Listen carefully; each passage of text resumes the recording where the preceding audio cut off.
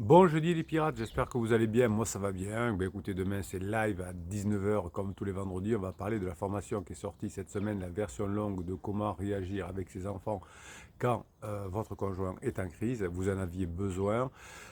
On va en reparler toute la semaine, enfin on va parler d'autres choses aussi, on va en parler dans le live de demain soir. Les formations c'est un descriptif de cette vidéo là, ici, vous allez vous régaler. Qu'est-ce que j'ai envie de vous dire?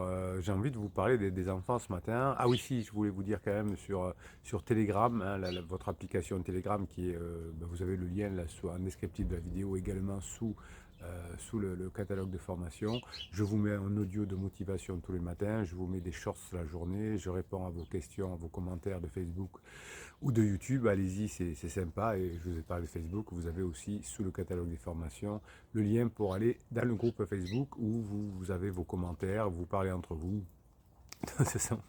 C'est même pas des commentaires vérifiés, c'est vous qui discutez entre vous et j'interviens de temps en temps pour vous donner un coup de main et je réponds à vos questions sur Telegram, comme je vous le disais. C'est ça la team, c'est ça la famille des pirates qui vous permettent d'avoir la grinta, hein, pour mettre en application ce que vous apprenez dans vos formations, hein. Vous avez dans le catalogue plus de 110 formations, donc vous avez de quoi récupérer votre conjoint. Et d'ailleurs, je vais vous faire une petite, comment dirais-je, une lecture de commentaires à la fin de cette vidéo et vous allez voir que finalement toutes les crises se ressemblent beaucoup et tous les pirates qui récupèrent leur conjoint à la fin de la crise ont fait à peu près la même chose. Ils ont fait les mêmes formations, ils ont fait des formations qui leur permettent de s'améliorer et évidemment ça vient en complément pardon, des lives et des vidéos que vous avez ici ou dans les vidéos où je vous explique pourquoi et dans les formations je vous explique le comment parce que j'ai besoin de plus de temps de ces 2 h 30 pour tout vous expliquer. Alors quand votre conjoint est en crise, votre conjoint souvent dit non mais les enfants de toute façon ils s'adaptent, ils n'en souffrent pas, s'ils souffrent c'est parce que tu les manipules, etc.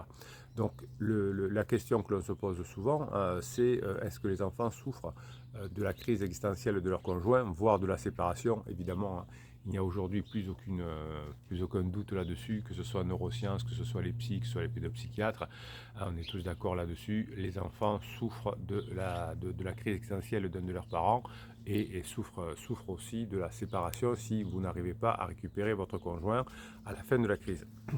Donc finalement, votre conjoint en crise a toujours envie que tout se passe bien dans sa tête, c'est le monde de Walt Disney. Mon mari ou ma femme va accepter le divorce, on va bien s'entendre, pansement sera merveilleux, mes parents vont accepter pansement, mes enfants vont accepter pansement, le mari ou la femme de pansement va être très cool aussi, ça va bien se passer, enfin quoi, un peu comme dans la fausse vie. Eh bien, rien ne se passe de tout ça, évidemment, puisque il n'y a pas, vous êtes pirate et vous n'allez pas accepter le divorce, vous allez récupérer votre conjoint. La lune de miel va se terminer avec pansement. Les enfants n'aiment pas pansement, évidemment, puisque les enfants savent que même si pansement achète financièrement souvent les enfants avec des cadeaux, etc., au bout d'un moment, les enfants en ont marre des crises d'hystérie, de criseux, de criseuses et de pansements. Donc rien ne se passe comme prévu et évidemment les enfants souffrent. Mais effectivement, les personnes en crise ont la tendance à dire mais non, mais les enfants ils ne souffriront pas, ça va aller, ils vont s'adapter, etc. Pas du tout, hein, on est à peu près tous d'accord, voire à 100% là-dessus, hein. Les enfants n'aiment pas, ont besoin de sécurité et n'aiment pas quand il y a un des deux parents qui est en crise existentielle. Donc vous pouvez prendre des mesures psychologiques pour diminuer la souffrance de vos enfants pendant la crise du conjoint et c'est le thème de la formation de cette semaine avec des stratégies qui vont faire que vos enfants vont mieux traverser la crise. Alors le moment où les enfants souffrent le plus c'est la première année de la crise existentielle, oui c'est long. Les recherches nous ont montré que les enfants ont plus de difficultés au cours de la première ou des 2 premières années, hein, suivant le cas. Après, ils s'habituent à ce que papa ou maman ait pété un plomb, entre guillemets, c'est ce que disent souvent les ados, ou les ados rentrent en crise à ce moment-là également. Donc c'est toujours la phase d'alarme qui est la plus dure quand les parents criseux, criseuses, sont jamais là, vont voir pansement, font la gueule à la maison. C'est la période la plus dure. Après, sur la phase d'épuisement, sur la phase fin de la phase plateau, c'est moins dur hein, parce que on s'y est habitué et puis l'épuisement fait que les conjoints en crise sont moins agressifs et ça se passe mieux pour les enfants aussi. Et la meilleure période pour les enfants, c'est effectivement la période des retrouvailles. Ils adorent ça. Alors au départ, les personnes en crise peuvent avoir des doutes en disant mais après tout ce que j'ai dit aux enfants, que j'ai divorcé, que jamais je reviendrai, gna gna gna, ben, les enfants sont tellement contents, comme les amis, comme la famille hein, d'ailleurs. Les personnes en crise ont du mal à se dire qu'est-ce que va dire les beaux-parents, etc. Eh bien, si vous savez faire et que vous apprenez bien à faire les formations, c'est-à-dire à bien parler à vos parents, etc., que vos parents ne s'en mêlent pas, eh bien ça se termine très bien. Mais au départ, effectivement, la personne en crise a peur de la réaction des parents, des cousins, des cousines et de ses propres enfants avec qui il a dit jamais je reviendrai de toute façon. Ta mère ou ton père m'a fait trop de mal. Et non, évidemment, les enfants seront très contents. Mais pendant la phase d'alarme du conjoint et le début de la phase de plateau, eh bien, les enfants ressentent de la détresse, de la colère, de l'anxiété, de l'incrédulité, ils ne comprennent pas.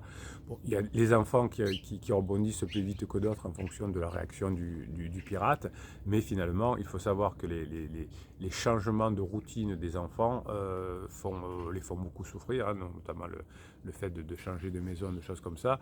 Vous aussi, enfin nous aussi, s'il fallait qu'on change toutes les semaines de maison, on perdrait vite nos repères et évidemment les routines pour des enfants qui sont plus fragiles que des adultes, les pertes de routine sont difficiles et il y a un petit pourcentage d'enfants qui s'en sort à peu près bien, hein, mais pour les autres, ce sont des troubles qui sont assez émotionnels et la situation peut paraître d'ailleurs effrayante, déroutante, frustrante pour beaucoup d'enfants, d'où l'intérêt de récupérer son couple à la fin de la crise, évidemment, pour ses enfants, mais aussi pour toutes les raisons que vous voudrez bien imaginer, qui sont les vôtres, hein, évidemment, et évidemment aussi pour des raisons financières, parce que vous savez qu'une séparation coûte 20 000 euros la première année, 10 000 euros les années précédentes, hein, donc autant faire un investissement sur autre chose, notamment sur vous-même, que de balancer de l'argent par les fenêtres avec des pansements qui seront haïs quelque temps après.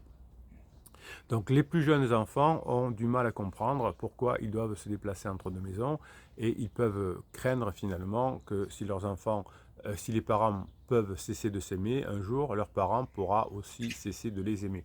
Donc c'est ça, c'est chez les tout petits, hein, c'est quelque chose qui est très grave. Alors évidemment, le conjoint en crise dira mais non, ça c'est des conneries, hein, ça marche pas. Un enfant qui s'adapte très bien, non, les plus petits enfants ont peur que, en ayant l'exemple des parents qui cessent de s'aimer, hein, alors en plus votre conjoint croit bien faire, mais avec son papa, avec ta maman, on ne s'aime plus, mais on va rester amis. Et donc là, les enfants entendent peut-être que maman, finalement, ou papa, un jour ne pourra plus aimer, on sera juste copains, non, c'est pas possible, et donc ça les fait beaucoup stresser.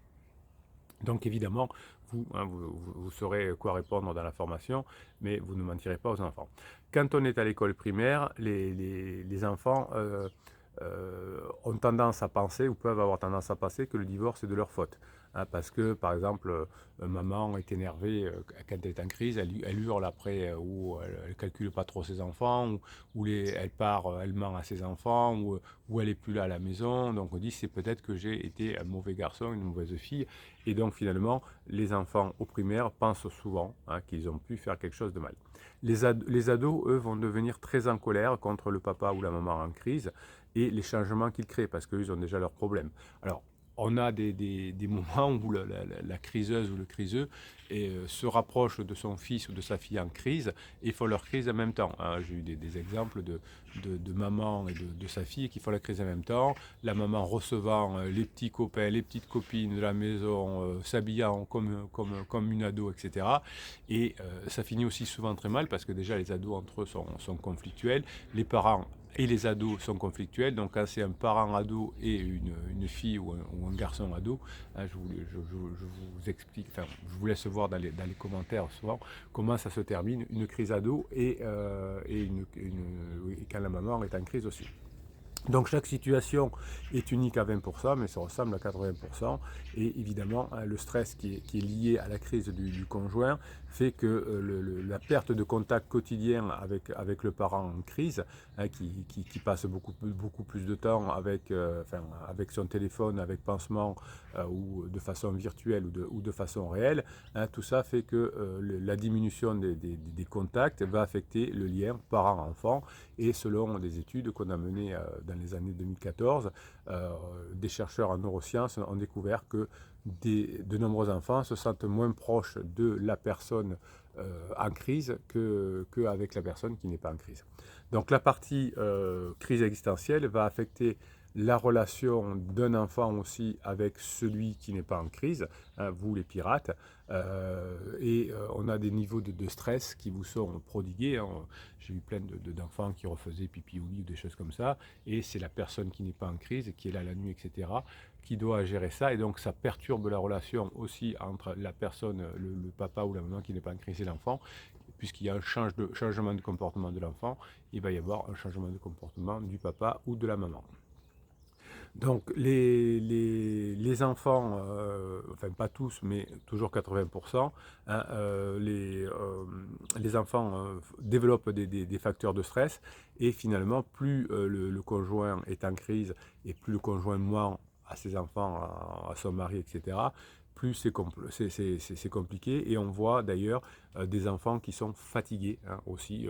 La crise existentielle, évidemment, amène une phase d'épuisement chez celui qui la vit, pardon, mais aussi dans toute la famille, et en particulier les enfants qui sont épuisés. Les enseignants peuvent dire que quand un des parents est en crise, souvent on est fatigué à l'école, puisqu'on dort mal, on fait des cauchemars la nuit, on se demande pourquoi papa ou maman s'en va, etc. Les difficultés financières qui suivent la crise existentielle aussi vont impacter les enfants, qui vont devoir vivre, si vous ne faites pas ce qu'il faut, dans un appartement plus petit, avoir moins de moyens financiers, pouvoir moins avoir de sorties, pouvoir être rationné par rapport à des choses où tout allait bien avant. Parce que la première année, si on se sépare, eh bien on va partir en vacances, etc. Mais au fur et à mesure du temps que les relations sont plus dures, ben on peut pas inventer les finances. Et une personne qui est en crise, généralement, n'est pas d'augmentation de salaire, n'a pas un super projet d'entreprise, ne réussit pas tout ce qu'elle entreprend. Donc tout ça fait qu'effectivement, vous allez avoir besoin de savoir bien gérer la relation avec vos enfants pendant la crise de votre conjoint. Et si votre conjoint prend provisoirement un appartement, etc., parce que vous n'avez pas bien géré, vous étiez un bébé pirate, vous avez fait la propulsion, etc., tout ça aussi va devoir être géré correctement. On n'en est pas encore là pour la plupart des pirates avec la crise des enfants, puisque la plupart des pirates qui s'y prennent à temps, qui ne sont pas des bébés pirates, qui se forment, qui avancent, évite ce genre de choses. Et j'avais envie de vous lire aujourd'hui un commentaire du groupe Facebook de Cédric B, on va le dire. Vous avez le vrai nom, le vrai profil Facebook sur le groupe Facebook, mais ici, comme on est sur YouTube, évidemment, hein, je vais dire que le prénom. Bonsoir les amis pirates et le capitaine, je crois que j'avais les moustiques. Je vous partage ici la suite de mon histoire, de mon travail et de ses retours. Après plusieurs interdits, oui, souvent quand on est bébé pirate, on fait des interdits. Un recadrage en bonne et due forme des pirates et du capitaine. Oui, alors mon rôle de capitaine quand on fait un coaching, effectivement, c'est pas de vous dire, oh là là, votre conjoint est un pervers narcissique, il est vraiment très méchant. Non, je vous dis c'est des choses très précises à faire, qui sont pas toujours agréables à entendre, parce qu'on pourrait préférer, comme le fait le psy de quartier, dire, oh vous êtes une pauvre victime, revenez la semaine prochaine. Non, ici on essaie de trouver des solutions. Donc recadrage à la fois du capitaine mais des pirates. Et ça me plaît beaucoup, hein, c'est que la team, la famille des pirates a beaucoup évolué. Au départ, il y avait beaucoup de victimisation, on va dire, comme sur d'autres groupes Facebook où on parle du conjoint, on critique le conjoint, etc. Et maintenant, pour la plupart du temps, on a des pirates qui ont compris que si on veut aider ses congénères pirates, eh bien le but n'est pas de dire « Oh, pauvre de toi », mais de donner des coups de boost quand on fait des bêtises et de donner surtout des solutions. Donc la grinta des pirates vient en complément des formations et des coachings. Donc une bonne remise en question, ce qui montre effectivement de l'intelligence de Cédric, et une reprise des rênes en main semble payer. Et oui, hein, quand on est en victimisation, quand on dit ça va pas, c'est lui, il est très méchant, c'est injuste, etc., on s'éloigne de nos objectifs. Quand on reprend les rênes, eh bien évidemment, c'est plus facile. Hier, ma femme rentre à la maison et décide de passer la nuit ici. Vous voyez que quand on reprend les rênes, quand on fait ce qu'il faut, quand on se forme, eh bien, il y a des choses qui se passent. Depuis un moment, je pense que mon épouse est en phase d'épuisement. Vous voyez comme toutes les histoires se ressemblent. Nos échanges par SMS d'hier, pas possible d'appeler, je suis au bureau, me semble confirmer. Elle est toujours très fatiguée, son corps lâche. Je vous lâche un screen de nos échanges. Alors ça, vous l'avez sur le groupe Facebook. Alors, c'est pas interdit de parler par SMS, c'est interdit de négocier par SMS. Hein, il faut qu'on parle par SMS, il m'a fait ça, et moi je réponds, etc. On oublie. En revanche, on peut alors éviter aussi de raconter des histoires par SMS de ce qui vous arrive, parce que ensuite vous n'aurez plus le temps, vous n'aurez comment dirais-je, de raconter les choses au téléphone ou de vive voix. C'est tout, c'est tout. Après, on a le droit de s'écrire pour des petites choses et pour des choses agréables. Je profite d'ailleurs de cet échange pour flirter un peu. Voilà, si c'est l'occasion, c'est l'occasion. La soirée se passe à merveille. J'avais bien préparé un petit repas de type italien avec quelques bêtises en apéro. Je pense que c'est une bêtise. Des lasagnes maison, qui est ma spécialité. Et je sais qu'elle la raffole. Oui, donc quand votre conjoint est en crise, mais en général, hein, on va plutôt aller sur des sujets que la personne aime, sur des choses que la personne aime, pour pouvoir créer plus facilement de la sérotonine et de la dopamine.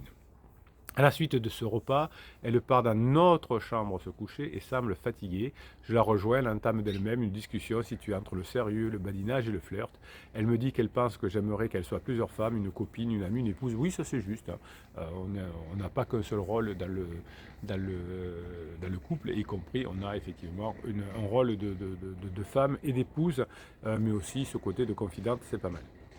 La suite de quoi elle me dit avec des yeux malicieux j'aime bien, comment me voyais-tu au début de notre rencontre? Vous voyez que ça c'est bon. Je lui réponds avec le sourire que je ne pensais pas aborder une telle discussion ce soir, surtout avec notre fille à côté qui peut tout entendre. Je veux préserver au plus de cette situation. Oui, effectivement, on ne s'engueule pas devant les enfants. Hein. On a vu cette semaine les traumatismes qu'il y a, mais si ça se passe bien, si on chuchote, se dit des choses agréables, ça passe. Mais que je me ferai une joie de discuter de ça avec elle lors d'une balade ou d'un rendez-vous au restaurant un soir. Alors l'histoire du restaurant, c'est surtout quand on veut parler et qu'il y a risque de dispute, qu'il y a risque d'émotion. Donc là, on va plutôt au restaurant où on est dans un cadre plutôt privilégié. Si c'est agréable, on peut parler à la maison. Dans le prolongement, j'éteins la lumière de notre chambre, je ferme la porte et sans lui laisser le choix, je récupère de l'huile de massage dans le tiroir de la table de chevet. On est organisé dans la famille, la déshabille délicatement, elle ne dit rien et je lui dis maintenant je vais prendre soin de toi. Vous voyez que le travail, le badinage, le côté de mettre beaucoup moins de propulsion hein, pour ceux qui savent où en était Cédric, et vous voyez que ça fait le travail fait des miracles, hein, c'est le travail qui fait des miracles. Massage intégral, je vois qu'elle prend beaucoup de plaisir, elle s'abandonne, elle ne se refuse pas, mais moi je n'irai pas plus loin, je ferai seulement monter le désir. C'est pas mal, hein, c'est pas mal. Le massage fini, je suis venu me coucher vers elle, elle décide de provoquer un combat de coussins, très bien, de la légèreté, jeu auquel je me prête avec plaisir, tu veux retrouver la légèreté et la complicité, soit ça c'est très bien. Voilà. Massage, jeu, etc. Vous voyez que le fait que Cédric ait donné envie, ça change tout. Le lendemain matin, je pars travailler avant elle, il est 5 heures, 5 heures Paris s'éveille.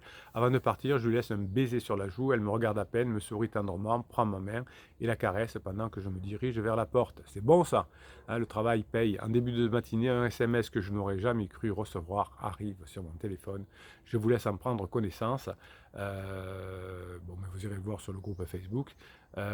Il semble que la situation avance, elle avance grâce à votre travail, les formations payent, à moi de ne pas merder, travailler et montrer d'une patience inébranlable. Et vous voyez que ce pirate a compris qu'il y aura encore peut-être des rebonds, peut-être qu'il y aura encore des choses, mais que si on fait ce qu'il faut, bien comme pour la plupart des pirates, la crise se terminera, la lune de miel avec pansement se terminera, et qui c'est qui va remporter le kiki à la fin?